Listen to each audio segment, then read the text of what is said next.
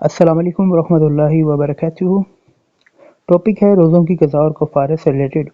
سب سے پہلے قرآن سے دیکھتے ہیں۔ بسم اللہ الرحمن الرحیم۔ قرآن میں آتا ہے کہ جو شخص بیمار ہو یا سفر میں ہو تو وہ ان اور دنوں میں گنتی کو پورا کر لے اور اس کی طاقت رکھنے والے فدیے میں ایک مسکین کو کھانا دے۔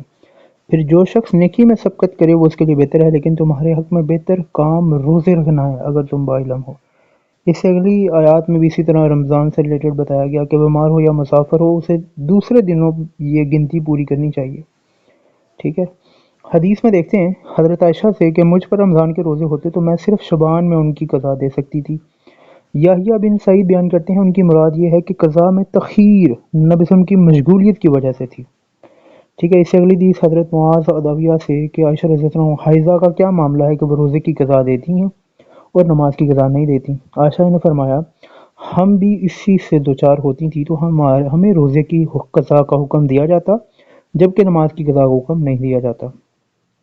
اس سے اگلی حدیث میں آتا ہے مالک نے زہری سے اسی سند کے ساتھ روایت کیا کہ ایک آدمی نے رمضان میں افطار کر لیا تو رسول اللہ صلی اللہ علیہ وسلم نے اس کو حکم دیا کہ وہ ایک گردن یعنی کہ وہ غلام آزاد کرنے کا کفارہ دے، ٹھیک ہے، یعنی کہ اس نے جان بوجھ کے توڑا، ٹھیک ہے۔ اس سے اگلی حدیث میں آتا ہے حضرت ابو ہریرہ سے کہ نبی صلی اللہ علیہ وسلم کی خدمت میں حاضر تھے کہ اتنے میں ایک آدمی نے آپ صلی اللہ علیہ وسلم کی خدمت میں حاضر ہو کر عرض کیا اللہ کے رسول میں تو مارا گیا۔ آپ صلی اللہ علیہ وسلم نے فرمایا تمہیں کیا ہوا؟ اس نے عرض کیا میں روزے کی حالت میں اپنی اہلیہ سے جمع کر بیٹھا، یعنی کہ سیکس۔ رسول اللہ صلی اللہ علیہ وسلم نے فرمایا کیا تمہارے پاس کوئی غلام ہے جسے تو آزاد کر دے؟ اس نے عرض کیا نہیں۔ آپ نے فرمایا کیا تم لگاتار 2 ماہ روزے رکھ سکتے ہو یعنی کہ 60 دن؟ اس نے عرض کیا نہیں۔ آپ نے فرمایا کیا تم 60 مسکینوں کو کھانا کھلا سکتے ہو؟ اس نے عرض کیا نہیں۔ آپ نے فرمایا بیٹھ جاؤ۔ بس نبی صلی اللہ علیہ وسلم توقف فرمایا۔ ہم اسی اسنا میں تھے کہ کھجوروں کا ایک بڑا ٹوکرا نبی صلی اللہ علیہ وسلم کی خدمت میں پیش کیا گیا۔ آپ نے فرمایا مسئلہ دریافت کرنے والا کہاں ہے؟ اس شخص نے عرض کیا میں حاضر ہوں۔ آپ نے فرمایا یہ لو اور اسے صدقہ کرو۔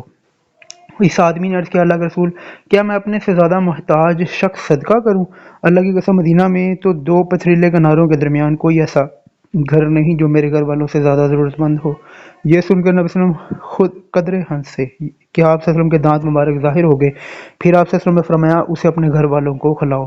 ظاہری بات ہے بیوی بچوں کو کھلانا شوہر کا وہ بھی صدقہ ہے، ٹھیک ہے۔ اب یہ صرف اس مخصوص شخص کے لیے تھا، کیوں تھا؟ کیونکہ غریب تر تھا یہ شخص، ٹھیک ہے۔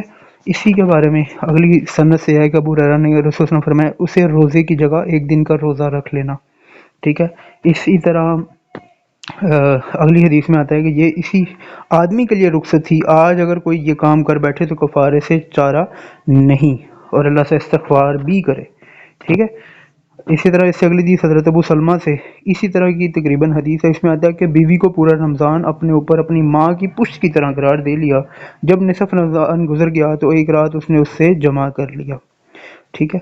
تو پھر وہ رسول صلی اللہ علیہ وسلم کی خدمت میں حاضر ہوا، اس کے متعلق ذکر کیا۔ رسول صلی اللہ علیہ وسلم نے کہا ایک غلام آزاد کرو۔ اس نے عرض کیا میرے پاس کوئی غلام نہیں۔ آپ نے فرمایا 2 ماہ کے مسلسل روزے؟ اس نے کہا عرض کیا اس کی طاقت نہیں تو 60 مسکینوں کو کھانا کھلاؤ۔ اس نے عرض کیا طاقت نہیں۔ تو رسول صلی اللہ علیہ وسلم نے فرمایا اسے 15 سا یا 16 تقریباً 40 کلو والا کھجور کا ٹوکرا دے دو تاکہ وہ 60 مسکینوں کو کھلا دے، ٹھیک ہے۔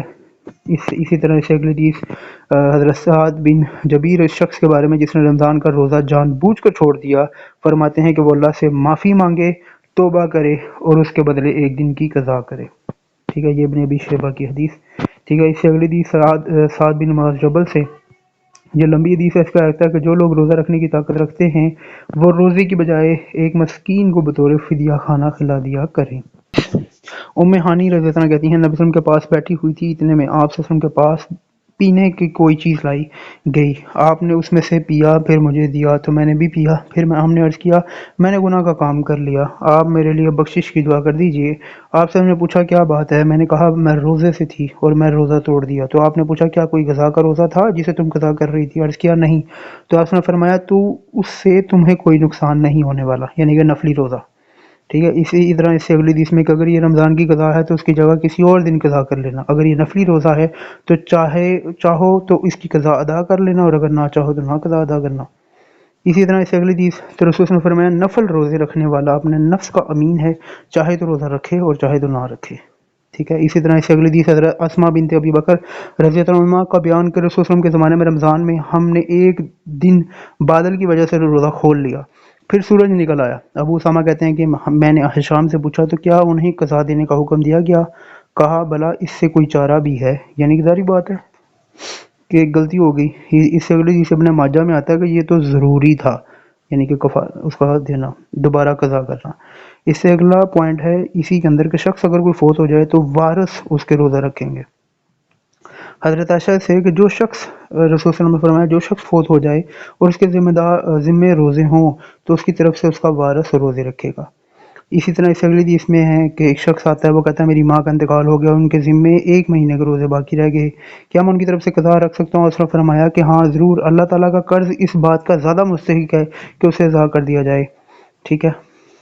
اسی طرح اسی حدیث میں آتا ہے کہ ابن عباس سے ایک خاتون نے نبی صلی اللہ علیہ وسلم سے عرض کیا کہ میری بہن کا انتقال ہو گیا، پھر یہی قصہ بیان کیا، ٹھیک ہے۔ تو انہوں نے کہا کہ اسی طرح ایک اور خاتون کے ذکر آتا ہے کہ ماں کا انتقال ہو گیا، مختلف ہیں، ٹھیک ہے۔ اسی طرح کہ میری ماں کا انتقال ہو گیا اور ان پر 15 دن کے روزے واجب تھے،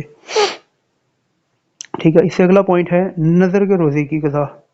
اب کسی نے نظر ماننی ہو، ٹھیک ہے، یہ اس سے ریلیٹڈ ہے۔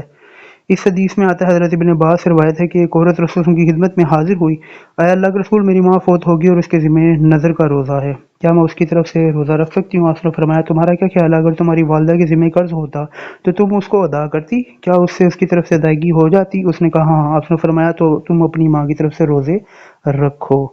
اسی طرح اس سے اگلی حدیث حضرت ابن عمر سے کے پاس ایک آدمی آیا اور کہنے لگے میں نے نظر مانی تھی کہ ایک دن کا روزہ رکھوں گا اور وہ دن عید الاضحیٰ عید الفطر کا واقعہ ہو رہا ہے۔ ابن عمر رضی اللہ عنہ نے جواب دیا کہ اللہ تعالیٰ نے نظر کو پورا کرنے کا حکم دیا ہے اور رسول صلی اللہ علیہ وسلم نے اس دن کا روزہ رکھنے سے منع فرمایا۔ اب اس سے پتہ لگا کہ وہ ظاہری بات ہے نظر نہیں ایکسیپٹیبل ہوگی جس دن رمضان کے بعد عید آ جائے، عید الفطر ہو یا عید الاضحیٰ ہو، ٹھیک ہے۔